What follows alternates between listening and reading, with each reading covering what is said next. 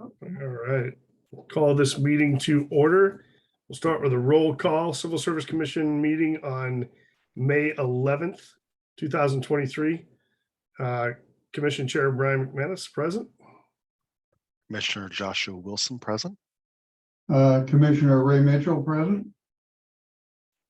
Jeff Young, Deputy Police Chief, present.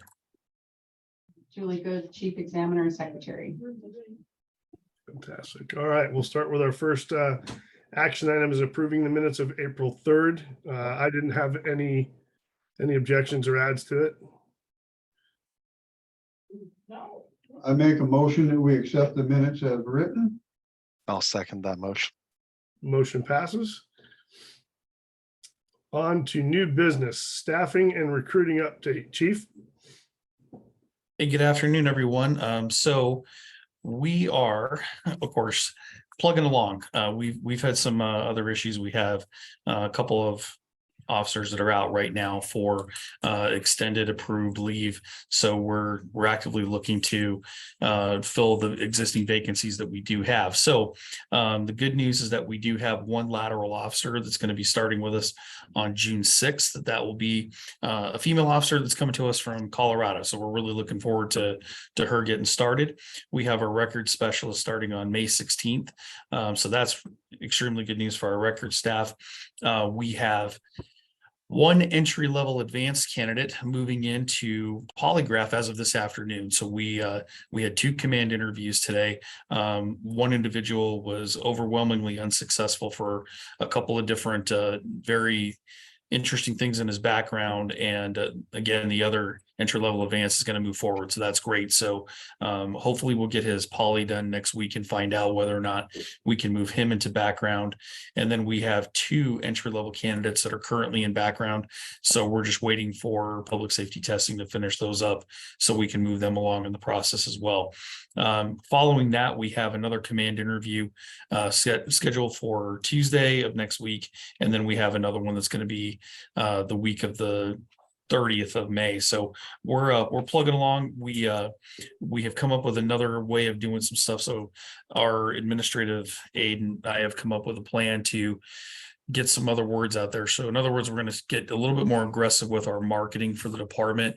We're going to try to push out some sort of media every couple of days via the different social media platforms to try to generate some awareness. So that's where we are. Any questions on that, folks? Yeah, I have a question, Chief. You said one of the entry levels is extended forward. Does that mean their name will go then to the academy, or what's that next step? So once they pass background, then Yeah. they'll move into medical and psychological. We're not quite to that point yet. We've got two entry levels that are in background.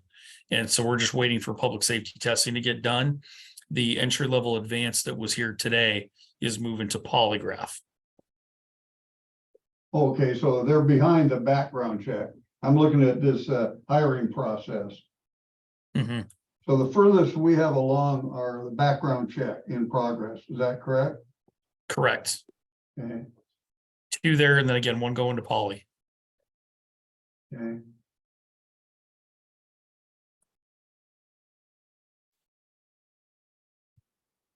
And how long should we anticipate on those background checks? I think you said a few weeks to a month, last I heard. So the two that we have in background right now, we're hoping that those will get done hopefully by the end of the month, the first part of June.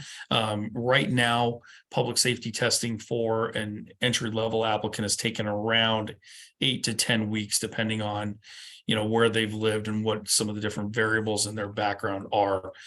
So hopefully, again, we'll get those done, but they're 8 to 10 weeks for background typically. We should be almost done with the two that are currently in there. Presuming that the entry advanced moves into background, we can probably anticipate about 6 to 8 weeks on him or so, because we're looking at an individual who previously worked with a law enforcement agency. So they're doing a gap background basically. So from the time that the individual left that previous agency to right now is when they would be looking at. So hopefully it wouldn't take nearly as long. I see in Facebook and other places where the police department has a website and that they're touting about our expedited process here in Lake Stevens. So hopefully that's coming to fruition and, you know, will show rewards. Yeah, we're hoping so. And we're hoping that we can start getting some different hits off of getting a little bit more content out there and a little bit more exposure. So I can add to that some recruiting efforts we've made in the last couple weeks or so. So HR and Commander Thomas attended the Snohomish County Job Fair on April 27th. Commander Thomas will be attending Everett Community College Career Fair on May 18th. And then I'll be attending public safety testings, one of their test days on May 24th, which is agency reps can go to the testing events and talk to candidates and encourage them to sign up for our agency, and then we can pay their fee to add Lake Stevens to their list of agencies they're interested in. So hopefully that'll result in some more candidates for you, Chief. Chief, I had a question for you on staffing. We were talking earlier about everything I've seen on the news lately about Kent PD, and they were saying they're completely fully staffed, and they've added like 34 officers in the last couple of years or whatever.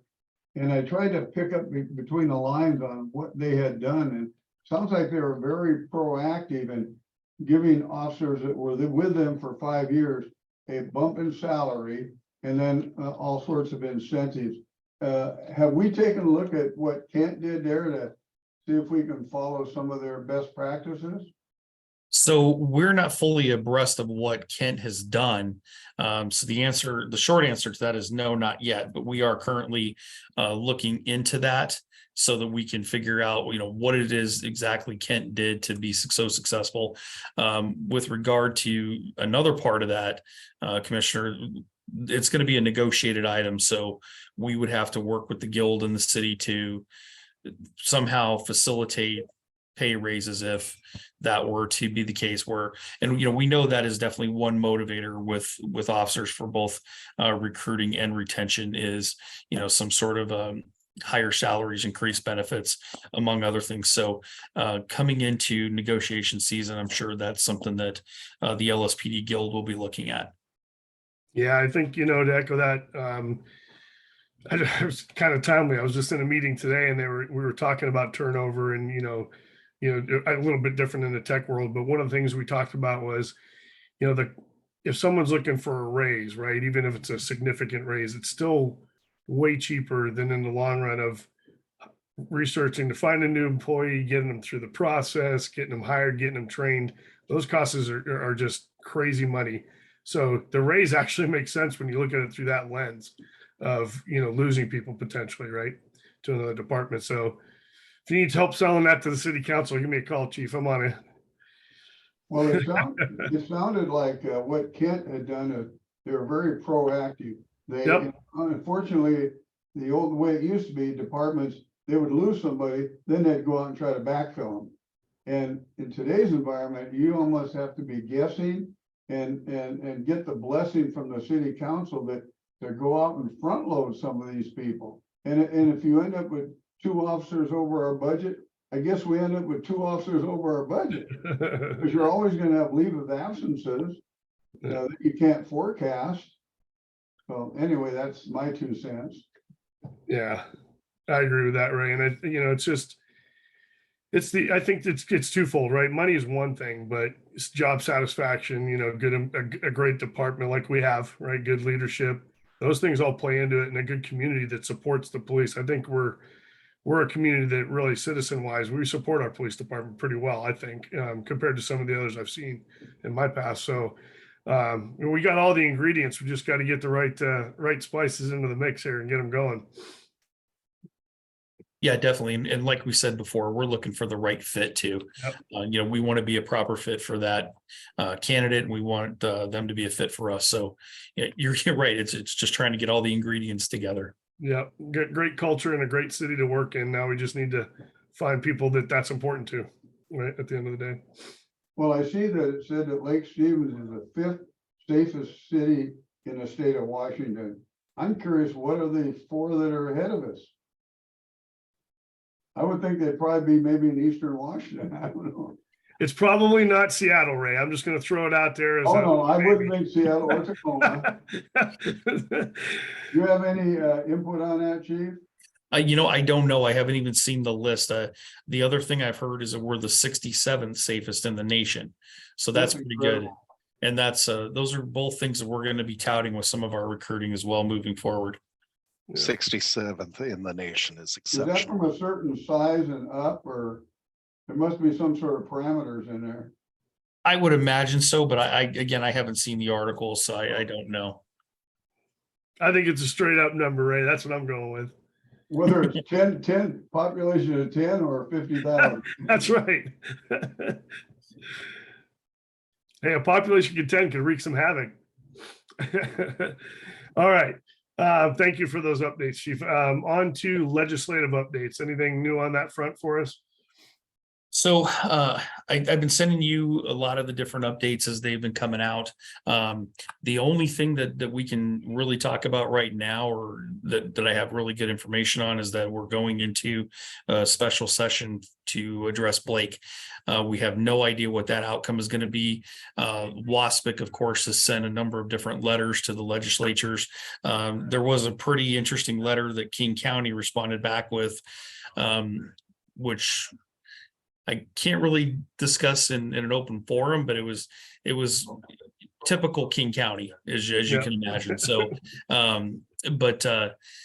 they're looking at a number of different things, and hopefully they will come to their senses and realize that we have to have laws in the books to address drug offenses, which we're not trying to completely criminalize things, but when you have something on the books that says, here, we're going to hold you accountable, or have a law in the books that doesn't hold you accountable, rather, there's no incentive to complete it. So in other words, we're going to say you have to do this, but we're never going to come back to you and make you do it.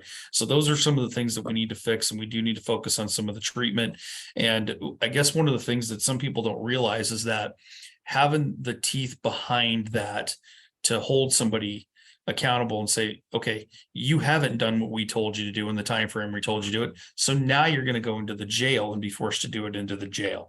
So there's just some things there, and hopefully we'll get that taken care of, because we're having a terrible problem. There was just one of the Snohomish County canines that Yeah, I read that. we nearly lost this morning due to fentanyl. Fentanyl is the number one problem that we have with substance right now. So we have to do something. Otherwise, we're going to see a lot more unnecessary deaths. That's a scary drug. You just come near it and kill you. It's amazing. Well, great job by the officers to save the dog with the Narcan. That was hell of a job. So, Yeah, for sure. So Right. we'll keep you informed as we progress. As I get information on the Blake fix, I'll definitely pass it on to you. Thanks, Chief. I appreciate Now, it. Ray? Chief, I know that Marysville has stepped up and they're passing their own ordinance in Marysville. Is that not correct? They have, and Lake Stevens is also considering doing its own ordinance as well. That was We're my one of question. the things that we're considering is whether or not it's actually worth our time to do it, if the legislature is going to try to preempt anything that the cities do. So it is, again, something that is in consideration right now. But if we did do it at the city level and the state comes and does it, that we would still have it on the books as a city. But if nothing comes out of the state, we don't have anything. Right. So that's what we're looking at. So one of the issues that we had early on in this legislative session was that the legislature was seeking to preempt all of the cities from having their own ordinance to take some sort of action. So with that being said, if we can get some sort of a fix from the state, that's going to be the most probably efficient way of doing it. And if we don't get that, then we're definitely going to look down that road of, do we get our own ordinance, provided there's no preemption. How long would that process take, do you know? To have our own ordinance, Yes, we could do it in an expedited fashion. So there would be, I want to say, a 45-day period from the time the council adopted. And forgive me if my numbers are off there, but there's a waiting period and a publication period. So I want to say 45 days from the date the council adopted it would be when it would go into effect, if memory serves me correctly. Thank you. So at the last meeting, we talked about how many candidates are on an eligibility list that the chief can see. We talked about that rule of 5. And I sent a link out this morning with some information. And Brian, I haven't been able to get that link to you, but I put it in the chat for this meeting. If you're able to Okay. open that chat window and click on it. Got it. The link seemed to be broken for me. I don't know about for Brian. Oh, okay. The one in the chat or the one in the email? Chat. I got the email. Probably because I hand typed it because I couldn't copy it. Yeah, it's giving me a server not found error. I can put it in. Hold on. Okay. Thanks, Josh. Not a problem.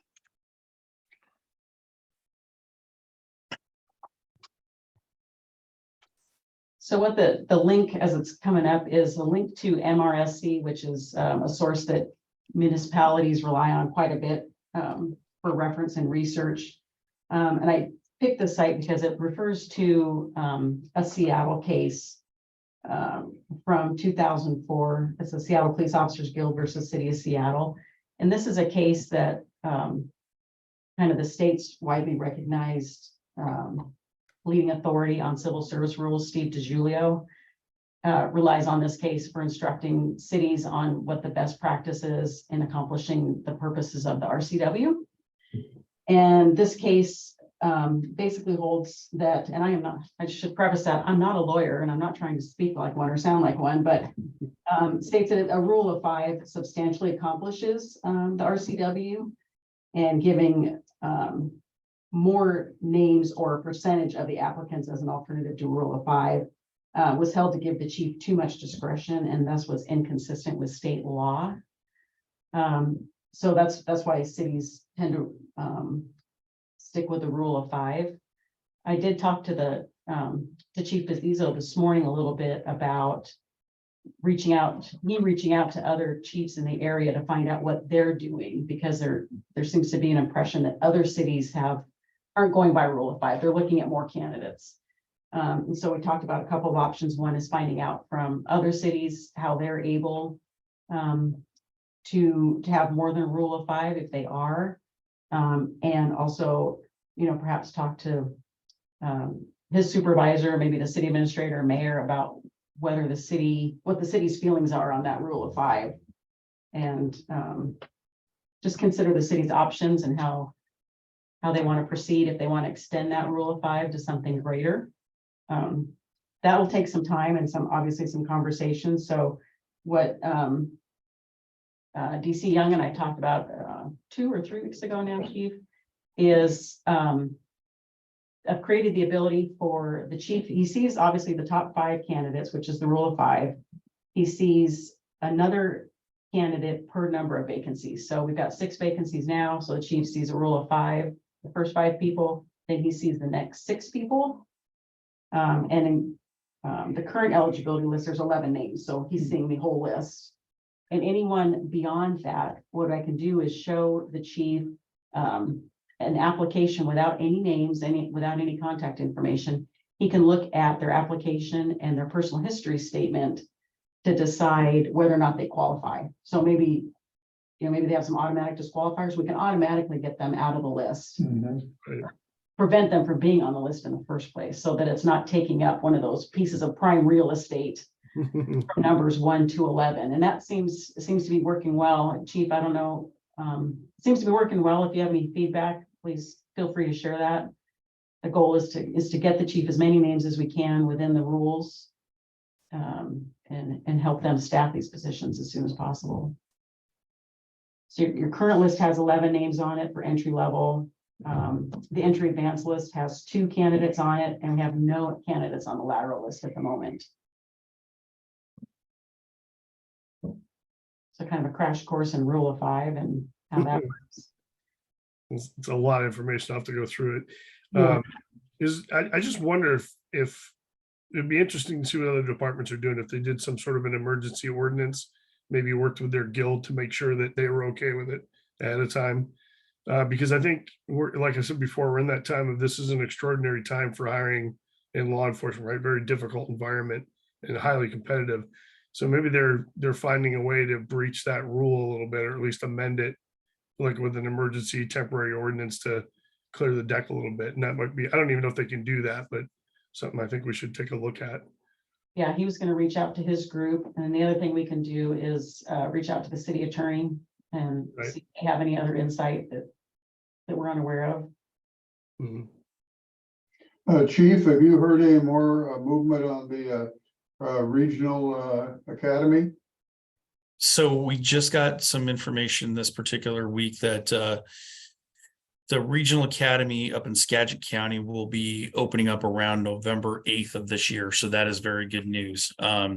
We anticipate that once that academy does open, some of the different seating positions are going to start moving around. So we do have one entry level officer right now that is sitting here waiting to go to the academy. He's currently scheduled for, I want to say January 24th of 2024.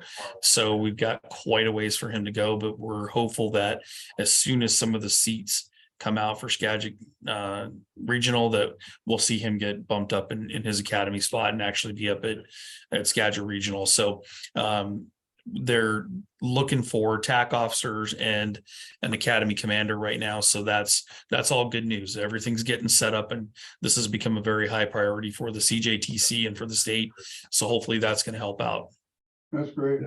Yeah, that's really good news. Really good news. All right, well, unless we have no other new business, I think we're at the point where we can adjourn for the day. Can I get a motion to adjourn the meeting? I make a motion that we adjourn the meeting. Can I get a second on the motion? Yeah, I'll second it. Thank you. All right, meeting is adjourned.